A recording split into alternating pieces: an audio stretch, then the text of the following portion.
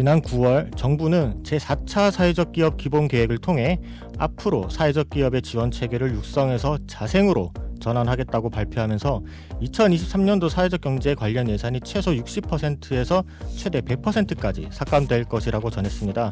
이에 따라 사회적 기업에서는 취약계층의 일자리 등 각종 문제에 대해 우려하고 있는 상황인데요. 사회적 기업은 공공의 이익과 공동체 발전에 기여하는 등 사회적 목적을 우선적으로 추구하며 양질의 서비스를 통해 지역 삶의 질을 높이는 정책 중 하나입니다. 이러한 역할이 제대로 발휘될 수 있도록 지원 체계가 잘 정비돼야 할 것으로 보이는데요. 청취자 여러분, 시사팩토리 100.3 진행을 맡은 이태인입니다. 오늘은 울산 지역의 사회적 경제와 관련해서 사회적 기업을 운영 중인 청년 기업가 모시고 자세한 이야기 나눠보도록 하겠습니다. 나월통 정치 에디션 바로 출발하겠습니다.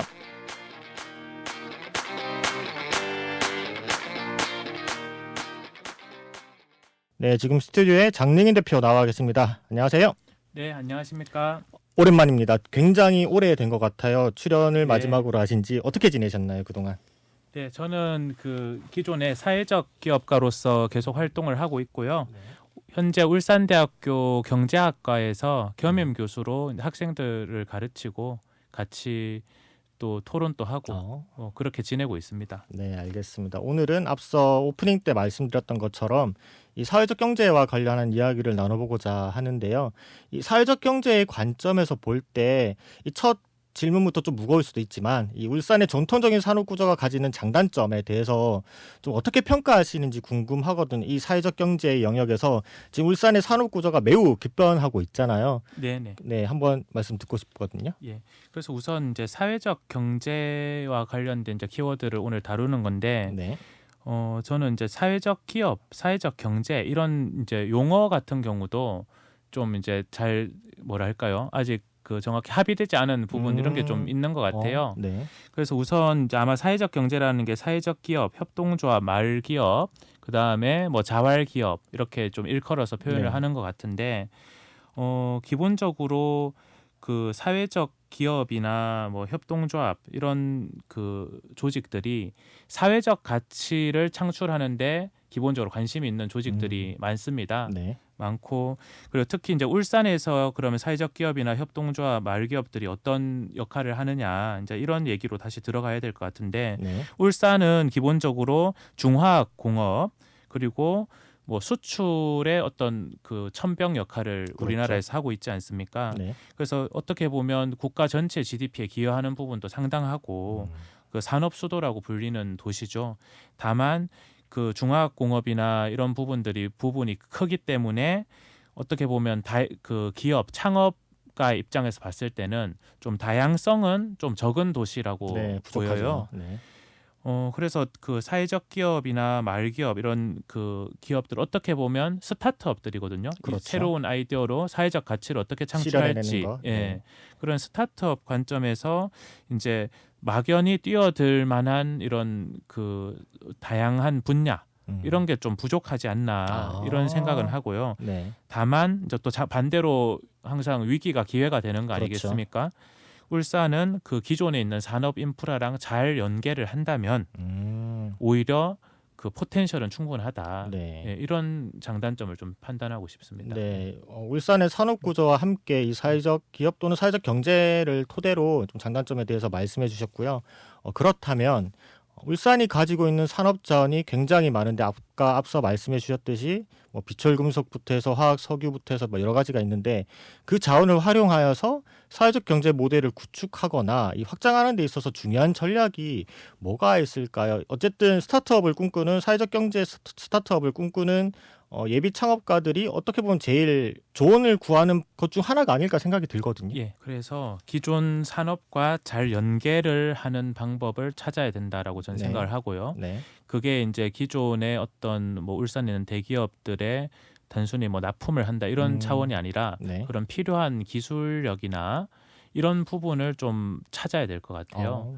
근데 지금 현재 사회적 기업, 말기업, 협동조합들이 대부분 좀 영세하거나 그렇죠. 예, 그다음에 기술력보다는 어떻게 보면 사회적 좀 가치 창출. 그렇죠. 사회적 가치 창출이나 취약계층 그 고용을 네. 예, 관심이 많은 경우가 많아요.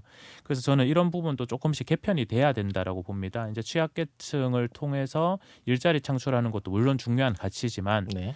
그 기술력이나 이런 걸 바탕으로 하는 사회적 기업들도 앞으로는 좀 더 나와야 된다. 그래서 특히 울산에서는 그런 기업들이 기존에 그 어떤 대기업, 중소기업들이랑 잘 연결을 해서 그 하나의 새로운 어떤 산업 체인에 포함이 되어야 하지 않느냐. 네. 이런 전략이 좀 필요하다 봅니다. 그렇다면은 울산 지역 내에서 아까 말씀해 주셨던 그런 내용들 토대로 해서 이 사회적 경제 기업과 전통 산업 간의 상생 협력 모델이 좀 사례가 있을까요? 저는 잘 찾아보지는 못하겠더라고요. 예, 예. 솔직히 이게 많이 없어요. 그렇죠. 예, 예. 그래서 제가 그 기존의 사회적 기업가 분들이랑 뭐 토론을 좀 해보니까 그래도 SK 같은 경우는 뭐 사회적 기업들이랑 협업하는 사례를 그래도 좀 많이 보유를 하고 있더라고요. 네. 예전에 장미 축제를 할 때 그렇죠. 예, 뭐 사회적 기업들이랑 같이 이렇게 연계를 하는 경우도 있었고, 그 다음에 이제 개인적으로 뭐 저도 제가 교육 분야의 사회적 기업을 운영을 하지만 그 아람코라고 그 S오일 모회사가 있습니다. 네. 그래서 뭐 아람코 같은 경우도 울산 지역 청소년들 대상으로 뭐 코딩 교육을 하는 부분, 네. 그런데 이제 사회적 기업과 같이 연결을 해서 그때 유니스트랑 같이 협약을 해서 한 케이스도 있어요. 그래서 이런 케이스들을 앞으로 좀 계속 개발을 해나가면 좋겠다 봅니다. 서로가 가지고 있는 좀 아쉬운 부분들, 빈틈을 마치 톱니바퀴 맞물리듯이 서로가 메꿔주고 있는 것 같고요. 이제 대표님 이야기도 좀 들어봐야 될 것 같은데, 대표님은 청년 창업가로서 울산에서 활동을 함께 하고 계시잖아요.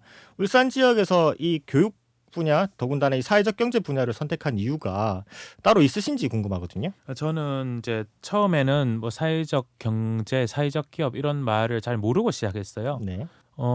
예전에 무함마드 유누스라고 방글라데시의 사회적 기업가가 있습니다. 그분이 이제 마이크로 크레딧이라고 해서 네, 어떻게 보면 보통은 이제 대출을 할 때 신용도를 바탕으로 대출을 하지 않습니까? 그렇죠.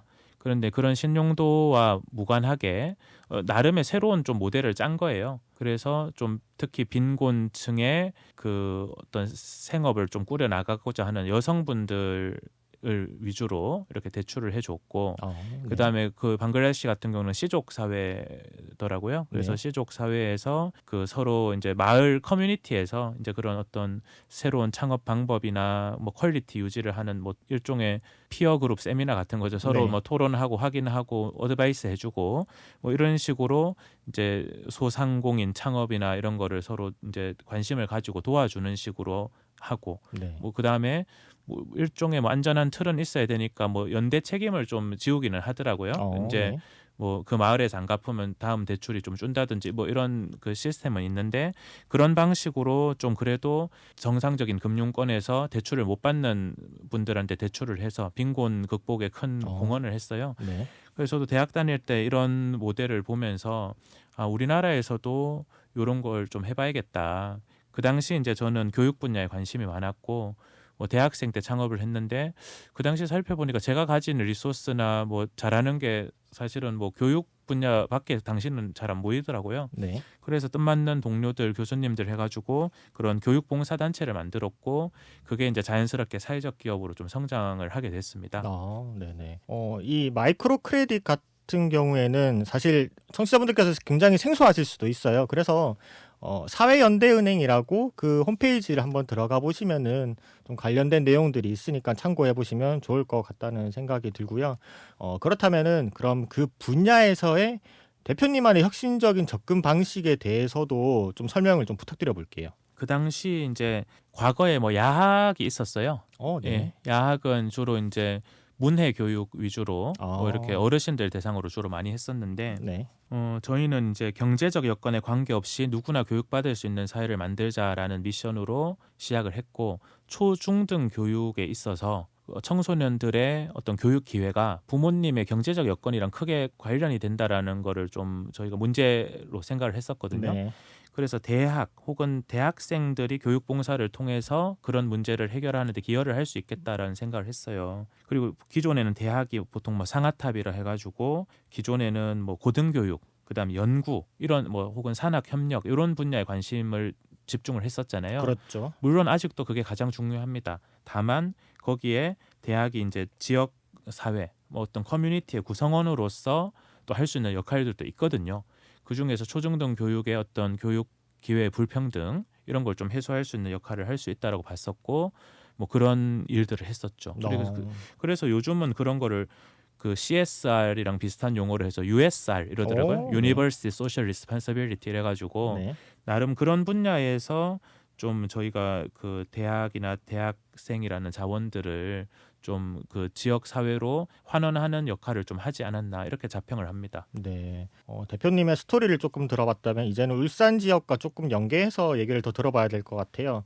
이 울산 지역의 사회적 경제가 직면하고 있는 여러 장벽들이 있는데 뭐 크게 아까 말씀해 주셨던 기술적인 문제, 뭐 법적인 문제, 그리고 경제적 장벽들로 구분해 볼 수 있을 것 같은데 대표님께서는 이런 장벽들 중에서 어떤 것을 체감하고 있는지 또 어떻게 좀 극복해 나가고 있는지 궁금하거든요. 뭐 아무래도 제일 큰 걱정은 또 예산 같은 부분도 예. 있을 것이고 인력 같은 부분도 있을 예. 것인데 대표님께서 말씀해 주시는 그런 구체적인 내용들이 좀 궁금하거든요. 예. 그래서 지금 아까 사회적 기업 예산 삭감을 말씀하셨는데 기존에 이제 예산 삭감 같은 경우도 그 사회 취약계층 고용에 기여하는 부분들이 있었거든요. 사회적 네, 기업이. 네. 그런 부분은 사실 좀 신중하게 삭감해야 하는 측면이 있습니다.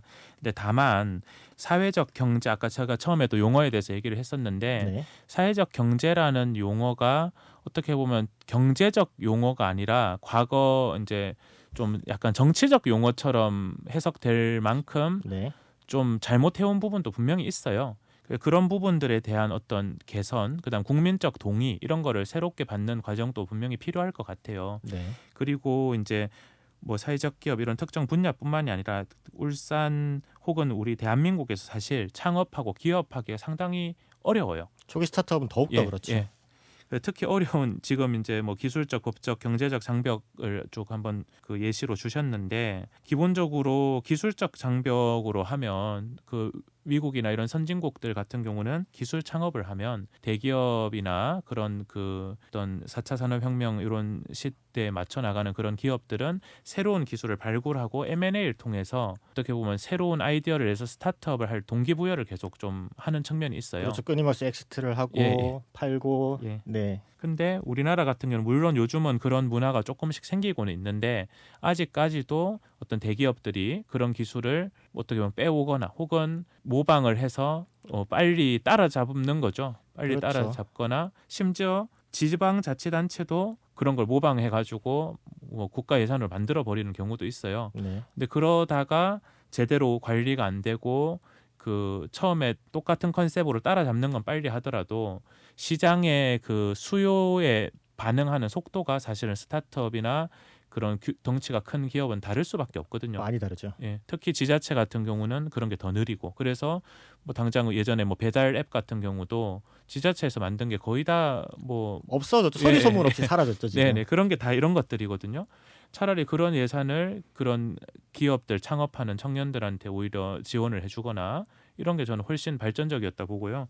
그다음에 법적인 장벽들 같은 경우는 그 특히 우리나라는 규제가 너무 심합니다. 그렇죠. 예, 그 규제가 그 네거티브식 규제, 그러니까 안 되는 거를 열거하는 규제가 아니라 우리나라 법은 되는 것만 적혀 있거든요. 네. 그러니까 법에서 된다고 하는 거 외에는 회색지대 또는 안 된다고 해석을 해버리는 거예요. 그렇죠. 그러니까 공무원들한테 엄청난 권한이 생기는 거고 그러니까 이게 사실 기업하는 입장에서는 맨날 공무원 눈치 보면서 일할 수밖에 없는 거거든요. 맞습니다. 예, 그래서 그런 것도 저는 큰 법적 장벽이라 봅니다. 제도적 장벽이라 보고 그다음 경제적으로는 이제 초기 창업을 할 때 자본이 필요한데 그 자본을 뭐 조달하는 방법이 뭐 은행에서 물론 대출을 받아서 자산으로서 하는 것도 있겠지만 기본적으로는 엔젤 투자나 뭐 VC들한테 그런 이제 뭐 투자를 받는 거거든요. 그렇죠. 네. 근데 그런 것도 울산에서 창업하려면 다 서울 가서 투자 받아 오고 발표하러 뭐 서울 다녀야 돼요. 피칭 대회를 주로 예. 서울에서 많이를 하죠. 예.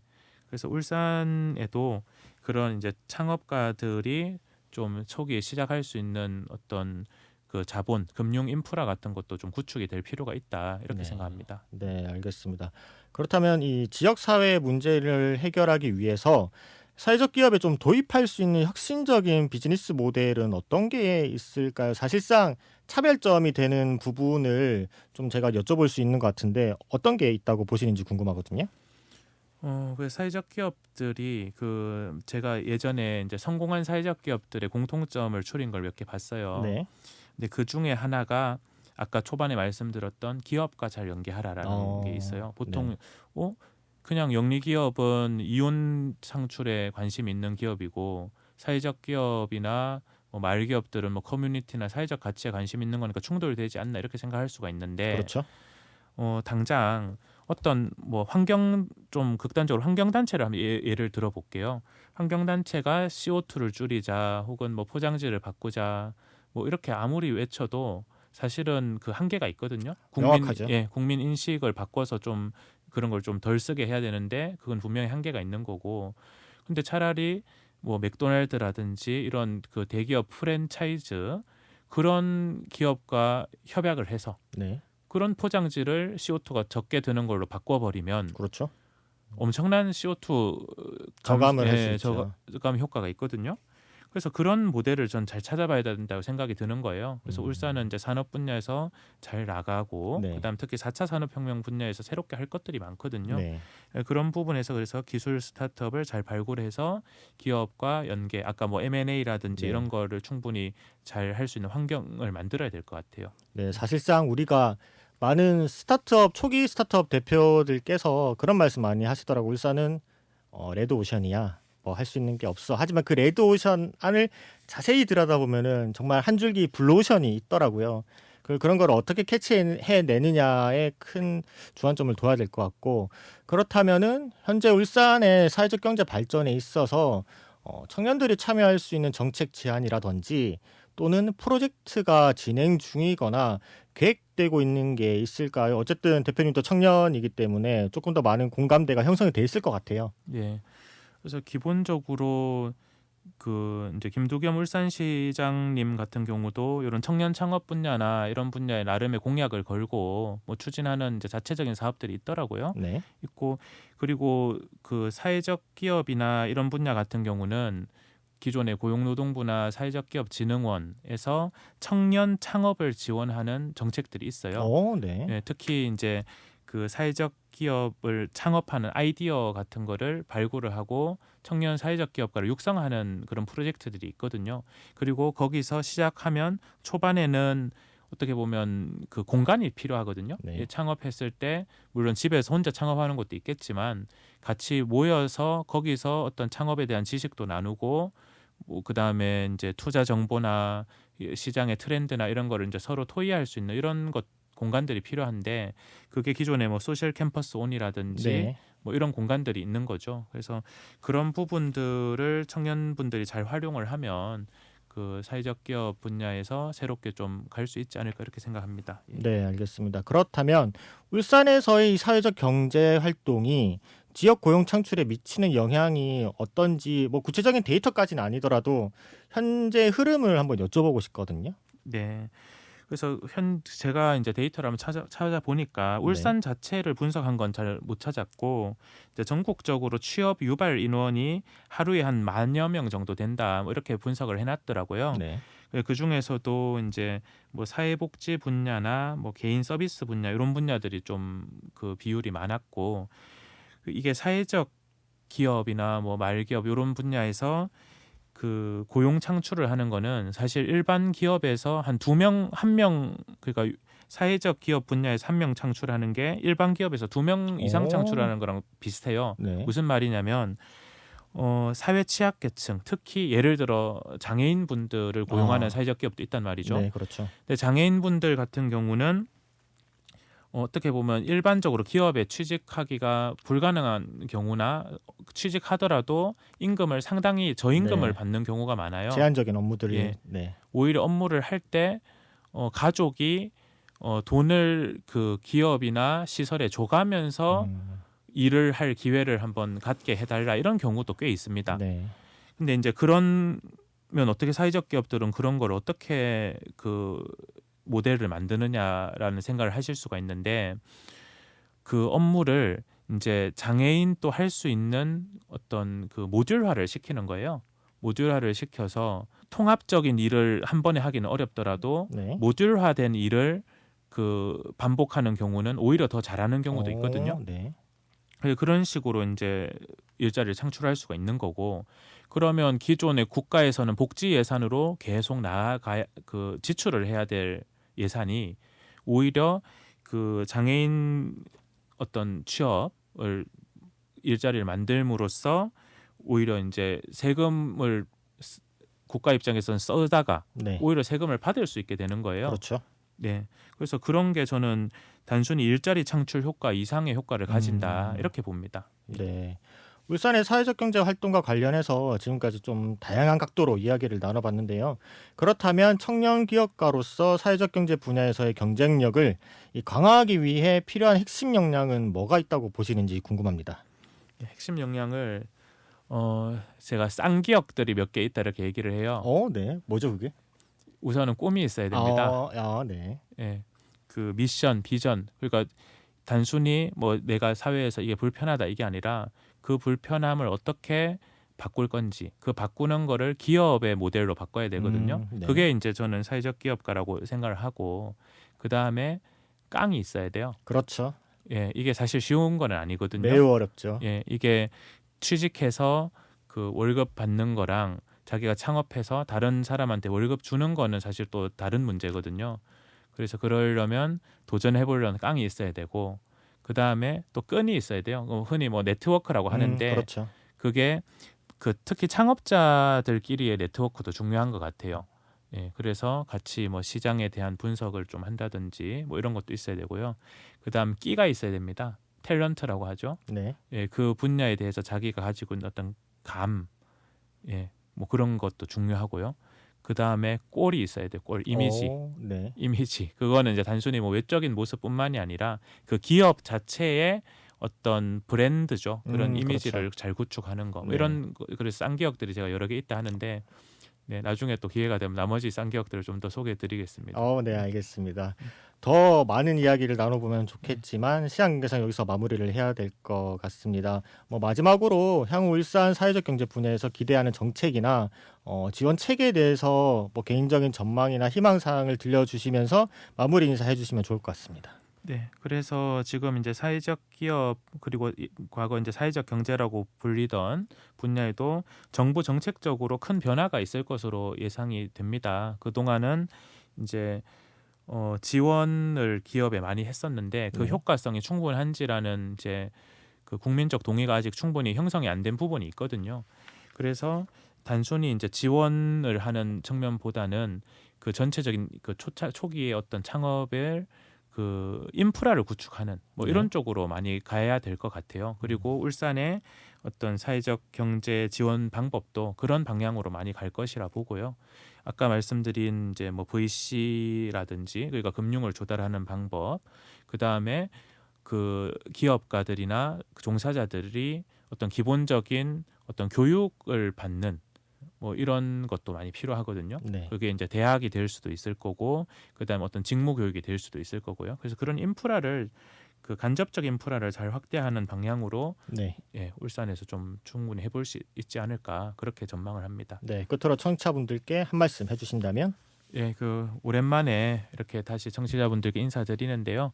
앞으로 그 뭐 사회적 기업뿐만이 아니라 울산의 여러 뭐 정치, 경제, 사회, 문화 다양한 방면에서 또 대화를 나눌 수 있는 그런 기회를 가지도록 하겠습니다. 네, 알겠습니다. 감사합니다. 네, 지금까지 청년 창업가 장능인 대표와 울산시 지역의 사회적 경제와 관련한 이야기 나눠봤습니다. 오늘 함께해 주셔서 고맙습니다. 예, 고맙습니다.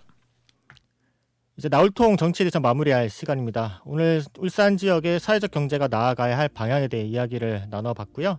이제 잔나비가 부른 주저하는 연인들을 위해 띄워드리면서 오늘 방송 마무리하도록 하겠습니다.